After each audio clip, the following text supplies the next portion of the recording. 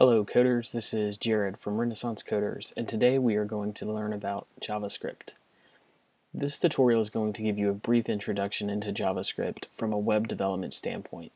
We will not be covering JavaScript usage in Unity at this time, but we will create another tutorial in the future for using Unity script. Let's start with defining what JavaScript is. JavaScript is a highly extensible, object-oriented, dynamic programming language. JavaScript has been misunderstood in the past as what some people have called a toy language, but with JavaScript's wide adoption rate and industry usage, I believe that every developer should at least have some JavaScript knowledge. Now let's break down the earlier JavaScript definition by diving into what it means to be extensible. An extensible language is one that is developed with the future in mind. Essentially, the language can be manipulated in the future to adapt to the changes in other development languages. Okay, now that we have that out of the way, what does an object-oriented language equate to? At the most basic level, an object-oriented programming language is a language that uses objects, right? But there is a lot more to it than that, especially when we were talking about JavaScript. JavaScript uses a prototype-based approach to object-oriented programming, which means that inheritance is achieved by cloning existing objects. These clones inherit all the properties and methods from the prototype used to create them. An easy way to think about this is if we have a car object. This object would contain all of the information and functionality needed for cars in general. Now let's say that we want a specific car, like an Aston Martin.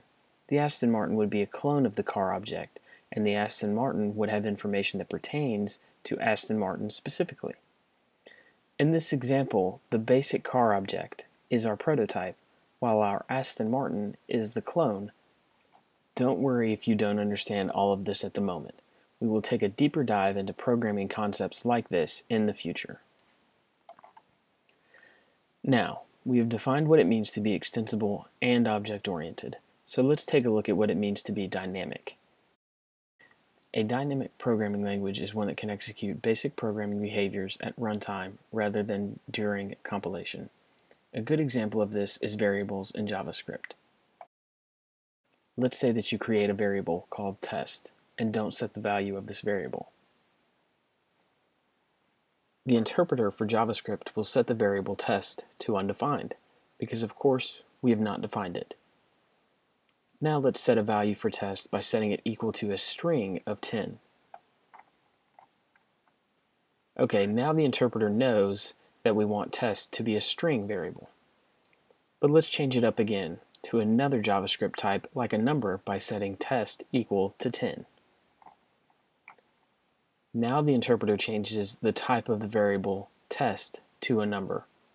This is an example of being dynamic, as the interpreter is changing the type of the variable on the fly rather than recompiling.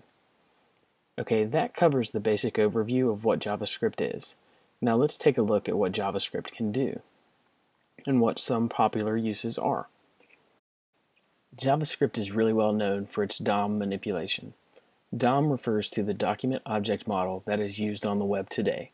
This means that by using JavaScript, we can add new content to a page. As an example, let's say that you're filling out a form online, but you miss a field. So an error message pops up letting you know that you missed that field. This functionality is most likely achieved through JavaScript. Another common function of JavaScript is animations on page elements, like image sliders. Think about websites that you have visited lately, and I guarantee you that some of the functionality on the website was achieved through JavaScript. Now, a lot of sites use fallbacks to help with users that don't use JavaScript, but the percentage of users that don't use JavaScript is fairly low. I'm not saying that you should just leave those people in the dust, but approach these endeavors realistically. Okay, that is going to cover our introduction to JavaScript video.